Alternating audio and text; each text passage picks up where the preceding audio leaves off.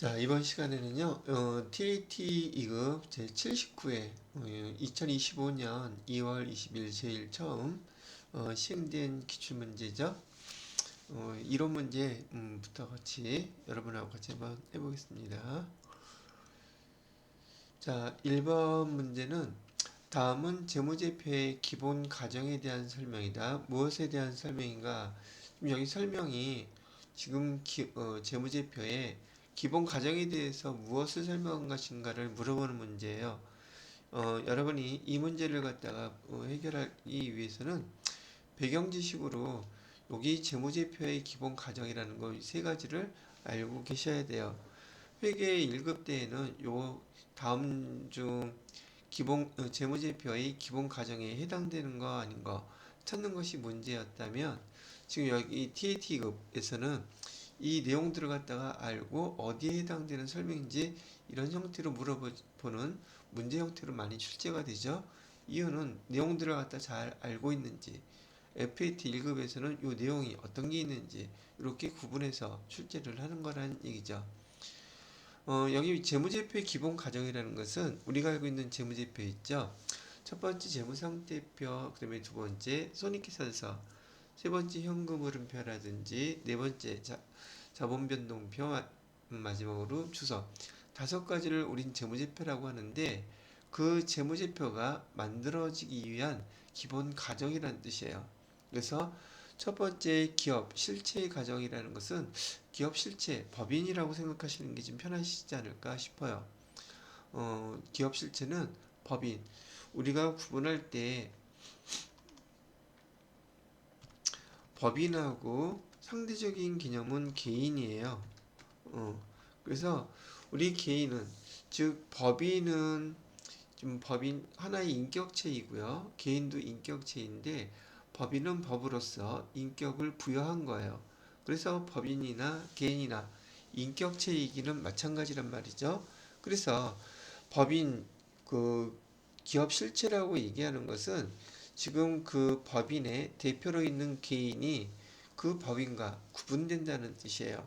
그래서 법인과 개인은 구분되는 그 상황이라는 걸 먼저 알고 계셔야 한다는 얘기고요. 그 다음에 계속기업의 가정이라고 얘기하는 것은 우리 그 법인이 한번 설립이 되게 되면 뭐 청산하거나 사업을 중단할 그런 내용들이 없다면 영원히 계속 존재한다는 그런 가정이에요.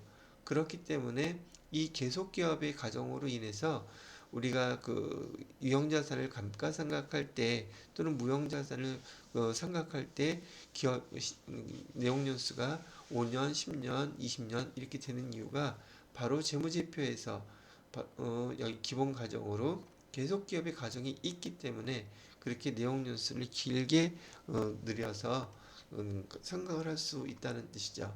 내용연수. 그럼 이 계속 기업의 가정, 이 회사가 계속 존속할지를 결정하는 사람은 당연히 회사의 경영진이겠죠. 경영진이 내년에도 우리 회사는 뭐 사업을 중단하거나 그다음에 청산하거나 뭐 이런 상황이 없다는 걸 갖다가 매년 결산 때 의견 표명을 해야 된단 말이죠. 자, 그다음에 기간별 보고의 과정이라는 것은 기업은 회계연수 1년을 초과할 수 없다고 얘기했었죠. 1년을 초과할 수 없다고 했기 때문에 재무제표에서 우리가 재무제표를 만드는 회계연도, 회계기간은 1년 이내로 다 돼 있단 말이죠. 바로 여기 기간별 보고의 과정은 인위적으로 만들어진 내용 기간이란 말이죠.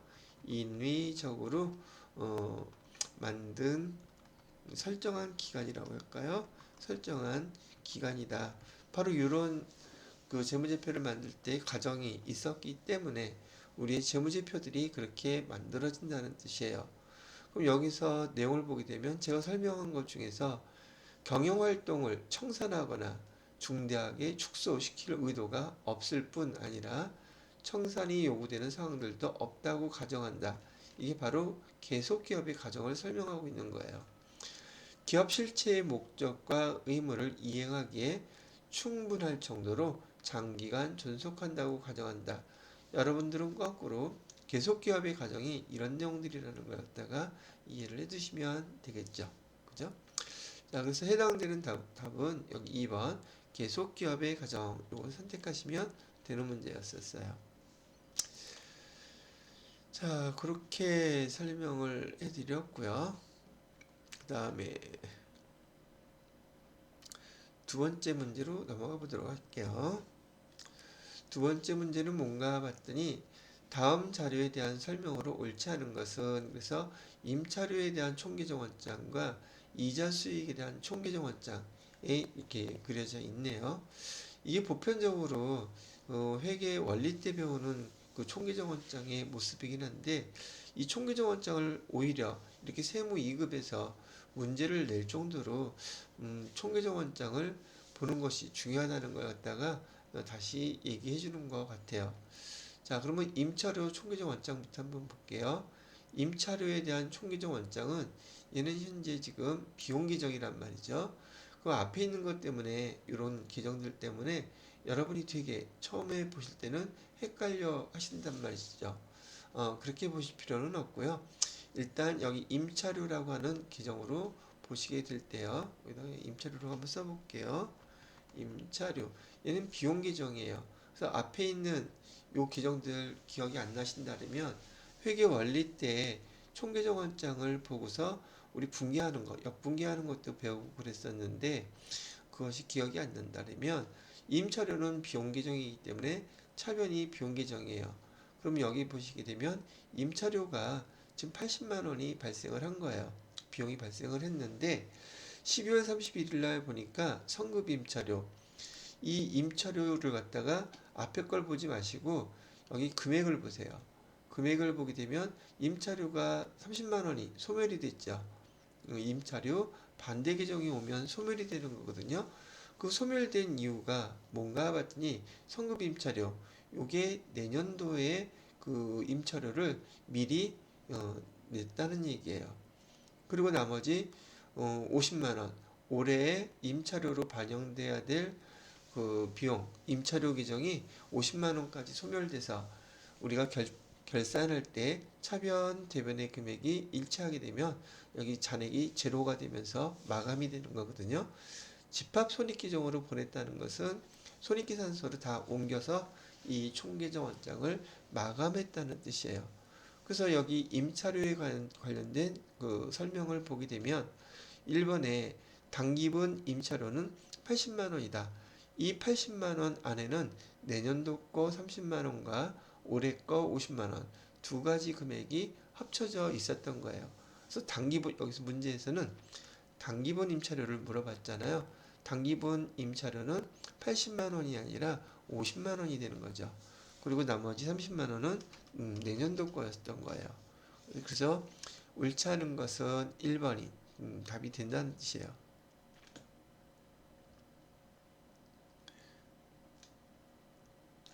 자, 그 다음에 2번의 보기를 보시게 되면 차기로 이연되는 임차료는, 이연된다는 것은 연도수가 지금 보시는 것처럼 올해 거 임차료가 있고 내년 거 임차료가 있죠.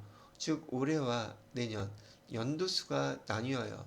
돈 받은 거야 80만 원을 임차료로 받았겠지만은 그 금액이 올해 것과 내년 것으로 이렇게 연도수가 나뉘는 것을 우리는 이연이라고 부르거든요.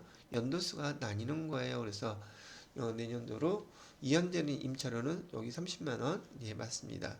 이건 정확하게 잘 설명을 했네요. 자, 그 다음에 이자 수익 계정을 볼게요. 이자 수익도 여기다 써놓고 설명을 해드려 보면 이자 수익 이렇게 계정을 써놓고요. 이자 수익은 수익 계정이에요. 그래서 수익이 100만 원이 발생을 한 거예요. 그리고 이 앞에 계정은 상대편 계정이거든요. 다 원리가 똑같은 건데 회계 원리 했던 거를 다시 설명을 우선 잠깐 해봐야겠네요.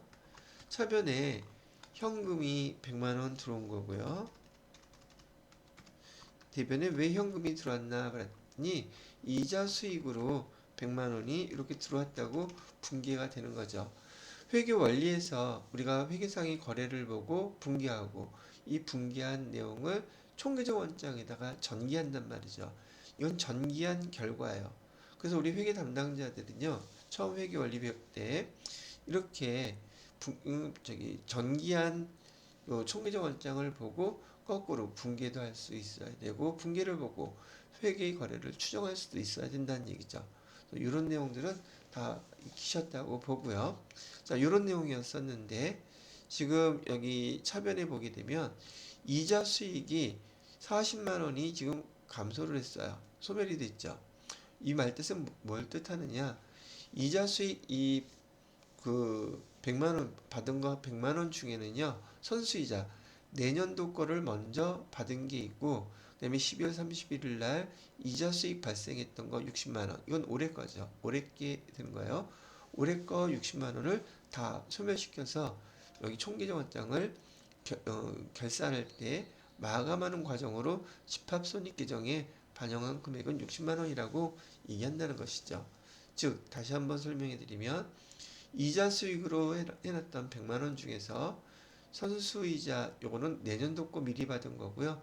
여기 집합손익으로 보내는 것은 올해 단기 거를 갖다가 설명한다는 뜻이에요. 그래서 보기를 보시게 되면 차기로 이연되는 이자 수익, 선수이자 미리 받은 거. 선수이자는 내년도 거 미리 받은 이자예요. 그런 뜻이에요. 그래서 차기로 이연되는 이자 수익은 40만 원이다. 이게 맞는 얘기고요. 그다음에 단기분 이자 수익은 단기 거에 해당되는 이자 수익은 손익계산서로 보낸 60만 원. 요것만 올해게 되는 거죠. 그래서 단기 이자 수익은 60만 원이다. 아주 설명을 잘 했어요. 예전에는 TT 2급 정도 되면 이런 문제는 잘 내지 않았는데 요 근래 들어서 FAT 1급도 그렇고 TT 2급도 그렇고 총계자원장을 볼 줄 아는 이런 문제 유형들을 자주 출제하는 걸로 보아 총계자원장을 갖다가 학습하는 그 내용이 좀 부족하지 않았나 싶은 그런 생각들이 있어서 이렇게 문제를 내는 것 같아요. 그런데요, 이 총계자원장은 우리가 배우는 모든 원장에 다 총계정원장이 있기 때문에 회계 담당자는 반드시 총계정원장을 볼 줄 아셔야 됩니다. 이걸 볼 줄 모르시게 되면은 알기 위해서라도 여러분들이 꼭 회계 원리 해당되는 그 과정에서 회계상의 거래를 분기하고 분기한 것을 총계정원장에다 전기하고 하는 이 내용들을 꼭 보시기 바랍니다. 만약에 이 문제가 어렵다고 생각하시는 분들은요, 제 유튜브 녹화해 놓은 것 중에서 회계 원리라고 제가 강의를 해 놓은 게 있어요. 여기 들어가셔서 기초과정, 여기 총계정 원장에 대한 거 처음 배우는 과정을 꼭 복습하시기 바랍니다. 출제가 되는 빈도수가 점점 많아지는 것 같다는 생각이 들어서 여러분들한테 얘기해 드리는 거예요. 자, 2번 문제도 이렇게 설명을 해 드렸고요. 그 다음 3번 문제로 한번 넘어가 보도록 할게요.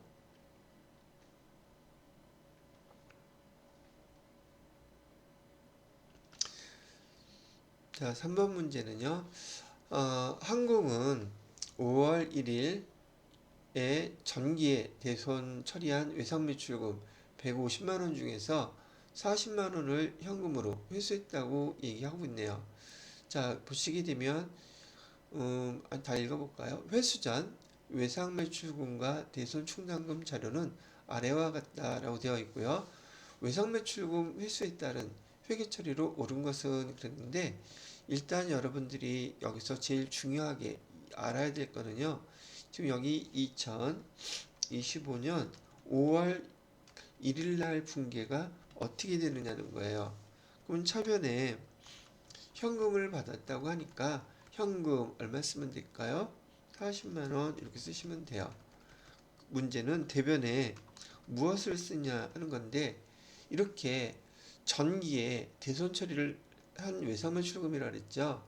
전기에 대손 처리했으면은 외상매출금 150만원은 우리 장부에서 없어졌어요. 근데 얘가 올해 40만원이 들어왔다고 얘기하면 이때 전기 대손 처리, 대손 처리를 갖다가 대손 충당금으로 했던, 그 다음에 대손 상각비를 했던, 그거는 문제되지 않아요. 대손 처리가 전기에 됐는데 올해 입금됐다고 하면 대변에는 무조건 대손 충당금으로 사용하라고 되어 있단 말이죠. 그래서 여러분이 기억을 이렇게 해두시면 돼요. 정기에 대손 처리한 매출채권이 단기에 들어왔다 그러면은 대변에 무조건이에요. 대변에는 무조건 여기 대손 충당금을 사용하셔야 된다는 것만 기억하고 계시면 된다는 얘기를 해드리고 싶은 거죠. 대손 충당금으로 설정하는 이유는 어차피 전기에 외상매출금 거래처 외상매출금이 다 없어졌는데 단기에 이렇게 기대치도 않았던 돈이 대손 처리한 돈이 회수가 되게 되면은 올해 대손 충당금에 편입시켜 가지고 올해 12월 31일까지 그 대손 충당금 사용하고 어차피 기말이 되면 우린 대손 충당금 다시 설정하잖아요. 그죠? 그때까지 그냥 이렇게 사용하라는 뜻입니다. 자, 그래서 여기 해당되는 분기를 보시게 되면 차변에 현금 40만원, 그다음에 대변에 대손 충당금 40만원, 요 분기고 사실상 이 외상매출금은 여러분을 현혹시키기 위한 그냥 그런 문제라고 보시면 돼요. 그리고 대손 충당금에 하나 기억해 놓으실 것은 여기 5월 1일 날짜로 대손 충당금이 다시 추가가 되겠죠. 그래서 여기다 현금 쓰셔야 되고요. 대손 충당금은 40만원. 이렇게 해서 대손 충당금이 75만원으로 저기 늘어나는 거예요. 이해가 되셨는지요? 그래서 1년 동안 계속 12월 31일까지 사용하다가 대손 충당금 설정을 다시 하라는 얘기예요. 되셨죠? 요것만 기억해 놓으시면 돼요. 정기에 대손 처리한 매출채권 단기에 입금되면 대변에는 무조건 대손 충당금으로 사용해서 올 12월 30일 기말까지 대손 충당금으로 사용하라는 뜻이다. 이렇게 기억을 해두세요. 자, 3번 문제도 여러분들한테 설명을 해드렸고요. 그 다음에 4번 문제를 한번 보도록 할게요. 4번 문제는 뭔가 봤더니 상품 재고장인데요. 선입선출법, 그 다음에 후입선출법에 의한 4월 말 상품 재고 금액 물어보고 있군요. 계속기록법이라는 것은 상품 재고장에다가 우리가 상품을 매입하거나 매출하거나 계속 그 변동사항을 기록한 결과라고 얘기를 하는 것이죠. 자, 그러면 여기 주어진 자료를 제가 금액까지 해서 이렇게 좀 정리를 해놨거든요. 우선 선입선출법을 한번 보도록 하자고요. 우선 여러분이 알아야 될 것은 여기 지금 4월 1일 날 월초 재고가 50개 있었고요. 그 다음에 매입한 거 2번이죠. 2번 매입한 거 합쳐서 300개예요. 그럼 우리가 지금 상품, 판매 가능한 상품은 총 350개가 있는 거죠. 그런데 여기 매출한 게 250개예요. 350개 중에서 250개를 팔았으니 기말 재고는 몇 개가 남을까요? 그러면은 기말 재고는 100개가 지금 남아 있어요. 기말 재고의 수량 이 100개는 선입선출법을 사용하던 후입선출법을 사용하던 그 개수는 변동사항 없습니다. 이동평균법을 사용해도 그렇고 총평균법을 사용해도 그렇고 우리 상품의 개수는 변함이 없는데 단가가 변하는 게 그래서 재고 금액이 바뀌는 게 그걸 계산하라는 얘기죠. 자, 그럼 100개에 대해서 우선 선입선출법으로 한번 계산을 해보도록 할게요. 선입선출법은 먼저 들어온 걸 먼저 파는 것이죠. 그러니까 250개 중에서 50개 팔렸을 거고요. 200개 팔렸죠. 그럼 250개 되잖아요. 그럼 남아있는 거 선입선출법에서 남아있는 것은 100개의 단가 얼마짜리가 남아있다는 뜻이에요. 450원짜리가 남아있다는 뜻이죠. 요게 기말 재고잖아요. 그죠? 기말 재고는 그럼 얼마가 되겠습니까? 100개 곱하기 450원 하게 되면 여기 100개 곱하기 450원 하면 45,000원이 되겠네요. 그죠? 선입선출법으로 했을 때 기말 재고는 45,000원이 된다. 요게 될 것이고요. 자, 이번에는 후입선출법을 한번 볼까요? 후입선출법은 이렇게 판매가 됐을 때 맨 마지막에 들어온 걸 먼저 파는 방법이니까 여기 100개를 팔게 될 것이고요. 여기 200개 중에서 150개를 팔게 되겠죠. 그죠? 그러면 남아있는 재고의 수량은 여기는 50개가 남을 거고 월초재고 50개가 남겠죠. 그죠? 이게 후입선출법이니까. 이런 경우 재고 계산할 때 여기 50개 곱하기 270원 요 금액은 50개 곱하기 270원 하게 되면 13,500원이 될 거고 여기도 50개 남아 있으니까 50개 곱하기 단가는 400원짜리 50개 곱하기 400원 하면 2만원 되죠. 그죠? 요 두 개의 금액을 합치게 되면 33,500원 되겠네요. 그래서 33,500원 요게 된다는 뜻이에요. 그래서 제가 여기 있는 수량을 금액을 계산하기 위해서 이렇게 정리를 해놨거든요. 복습하실 때 제 설명과 그다음에 요약되어 있는 이 표를 한번 보시고 나서 다시 한번 복습을 해보시면 어떨까 싶어요. 됐죠? 그래서 여기 해당되는 답은 2번이 되겠습니다. 자, 다음 문제는 5번 문제네요. 5번 문제를 보시면 항공은 다음과 같이 사용하던 기계장치, 거래처인 공인의 동종자산으로 교환 취득했대요. 그럼 이 문제는 유형자산의 그 동종자산 교환, 거래를 갖다가 문제를 낸 거네요. 이 문제 갖고서는 여러분들한테 FAT 1급에서는 다루지 않는 그 유형자산의 동종교환, 이종교환 두 가지를 같이 설명을 드릴게요. FAT 1급 정도 수준에서는 그 우리가 보통 처분, 유형자산 처분 문제로 출제가 되는데 이렇게 TAT 2급에서는 교환으로 취득할 때 교환으로 취득한 자산의 가격이 얼마인지를 이렇게 물어보는 문제도 출제가 된다는 얘기예요. 자, 주어진 자료를 보니까 항공이 제공한 기계장치와 관련된 금액이라고 알려지고 있죠. 취득원가는 400만 원. 그다음에 여지껏 이 기계장치를 사용하면서 비용 처리했던 금액 감가상각액이죠. 320만 원. 그리고 현재 이 기계장치의 공정가치는 70만 원이라고 자료를 알려주고 있어요. 거래처인 경우 교환할 때 공인으로부터 제공받은 기계장치 관련된 금액, 취득원가는 300만 원짜리, 감가상각 누계액은 150만 원짜리, 공정가치는 40만 원짜리 이렇게 되어 있는데 거래처로부터 받은 이 기계장치 있잖아요. 유형자산 자료는 우리한테 거의 쓸모가 없어요. 보통 유형자산에 대한 교환 문제에 있어서 대부분 우리 장부의 금액이 중요한 거란 얘기죠. 한번 설명해 드려 보면 여기 동종교환이라고 되어 있어요. 그러면 우리 거에 대한 취득가액, 감가상각 누계액을 빼주게 되면 장부가액으로 지금 80만 원이 되어 있단 말이죠.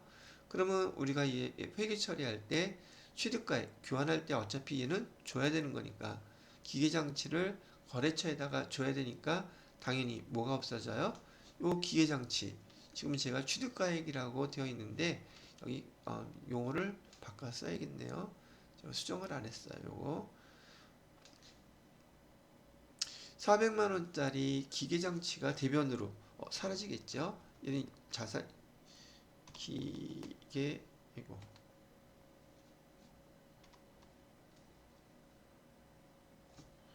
먹통이 있어.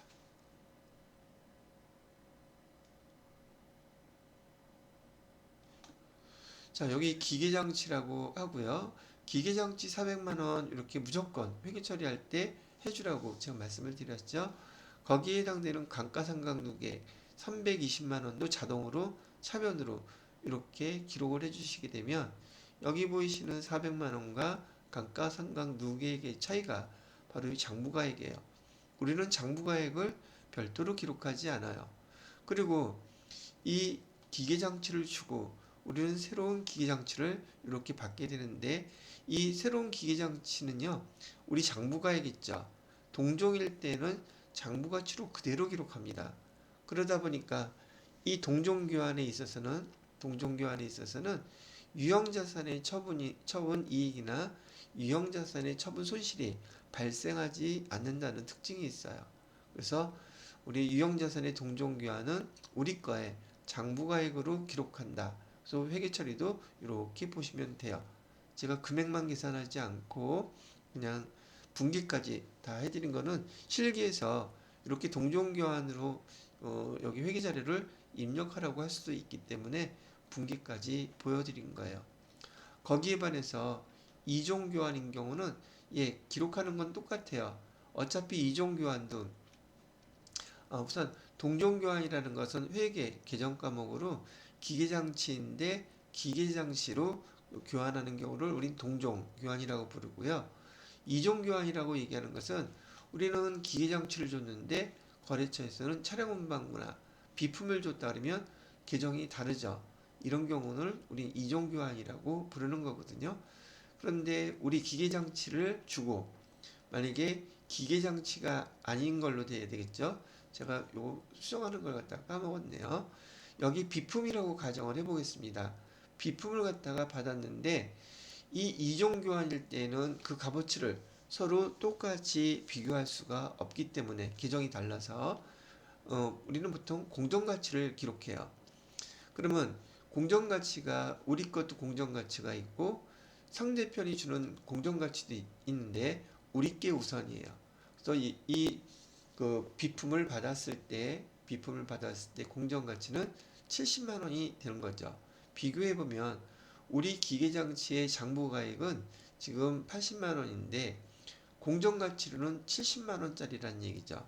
그러면 그 차액인 10만 원이 유형자산 처분손실로 기록해야 되고 우리의 그 여기 비품은 70만 원짜리로 취득원가가 기록되고요. 그 다음에 유형자산 처분손으로 10만 원 이렇게 기록을 해주시는 거예요. 제가 이걸 수정을 해놓지 않아서 좀 헷갈릴 수 있으실 텐데 참고해 주셔서 쓰시면 좋겠어요. 또 이게 쓰는 것도 좀 먹통이 됐어. 그래서 이렇게까지만 설명을 해드려요. 중요한 내용은 동종교환일 때에는 우리 회사에 그 주는 유형자산의 장부가액으로 새로운 유형자산은 취득원가로 기록하고 이종교환일 때는 뭘로 기록한다? 공정가치하고 비교해서 기록한다. 근데 시험 문제에서는요, 공정가치를 우리 걸 이렇게 주면 우리 걸로 기록하면 되는데 우리 것을 공정가치를 가르쳐주지 않을 때가 있어요. 그리고 상대방 거의 공정가치를 알려줄 때가 있거든요. 그러면 상대방 것의 공정가치를 기록하는 거예요. 취득원가로. 그리고 그 차액을 유형자산 처분손실이라고 기록한다는 얘기죠. 되셨나요? 이렇게 해서 동종교환과 이종교환을 이 문제 하나 가지고 동시에 같이 설명을 해드렸습니다.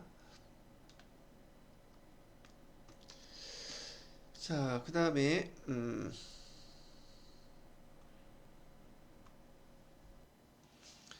자, 제가 잠깐 요거 눌러놓고 다시 수정을 했어요. 그래서 동종교환일 때는 우리 장부금액으로 새로 취득하는 그 유형자산을 기록하고 이종교환일 때는 공정가치로 기록한다.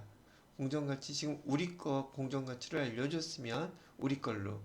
그다음에 우리 게 만약에 없으면 우리 회사에 유형자산의 공정가치 자료를 주지 않았을 때는 이 거래처 교환하는 그 자산의 공정가치를 쓴다. 만약에 우리 걸 공정가치를 가르쳐주지 않았다라면 여기 공정가치 장부가액으로 80만 원짜리를 얼마짜리하고 교환하는 거냐면 40만 원짜리하고 교환하는 게 되는 거겠죠. 그러면 여기 우리가 생각하는 장부가액은 80만 원인데 지금 공정가치 40만 원짜리하고 지금 교환을 하고 있으니 여기 마이너스 40만 원이 되겠죠. 이 마이너스 40만 원이 우리가 유형자산 처분 손실로 회계 처리가 되는 거예요. 이렇게 됐을 때는 취득가액과 감가상각액에 기록되는 건 똑같아요. 이 비품에 우리가 교환으로 받는 비품의 가격 취득원가가 40만 원이 되는 것이고 유형자산 처분 요게 40만 원이 이렇게 기록이 된다는 걸 설명드린 거예요.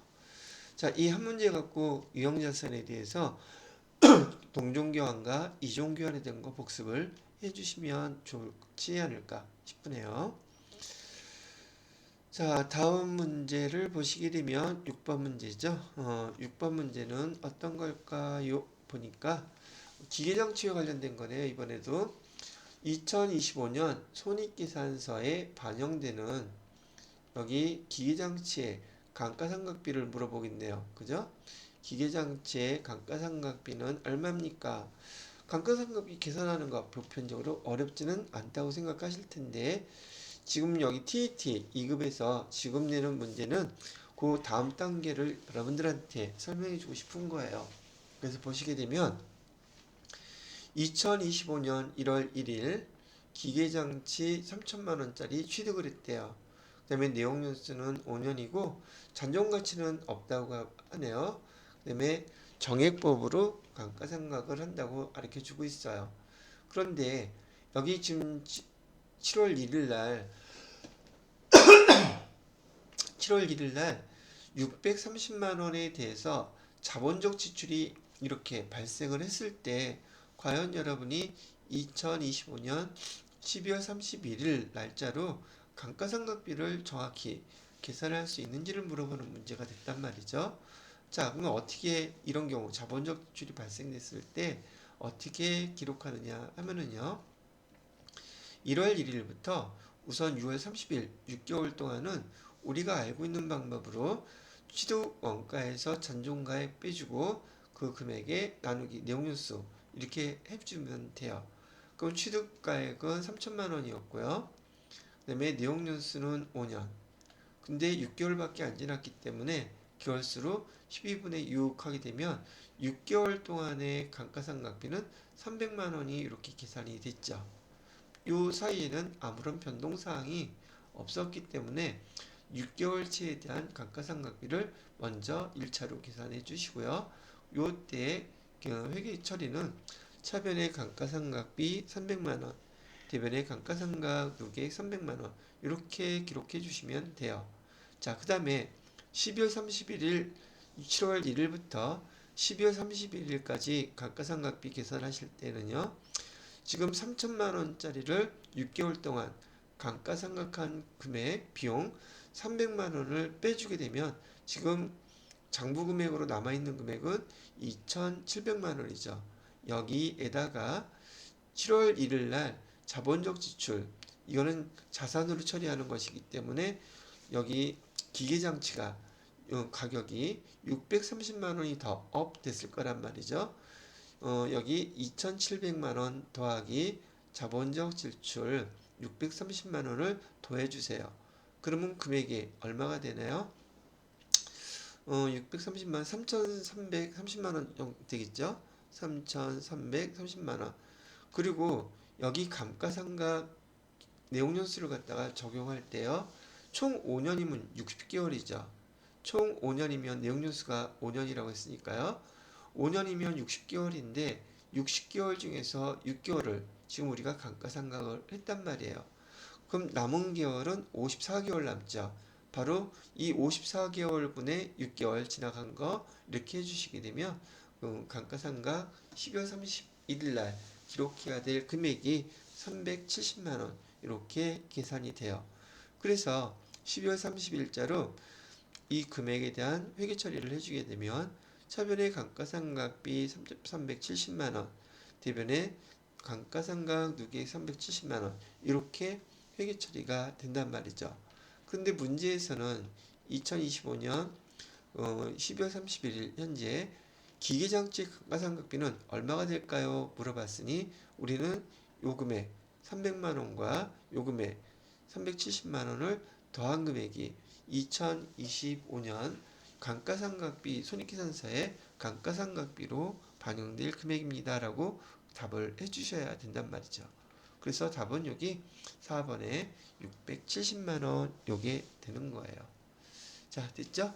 제가 또 이런 형태의 FAT 2급에서 유형자산에 대해서요. 감가상각 문제가 나오면 TAT 2급에서는 이렇게 자본적 지출을 하나 포함시켜서 시험 문제를 출제하는 빈도수가 높아지고 있으니까 이 문제로 잘 복습해서 기억해 두시면 좋겠어요. 자, TAT 2급의 재무회계 문제는 여기서 잠깐 멈추고요. 그 다음에 7번 문제부터 10번 문제까지 세무회계 문제거든요.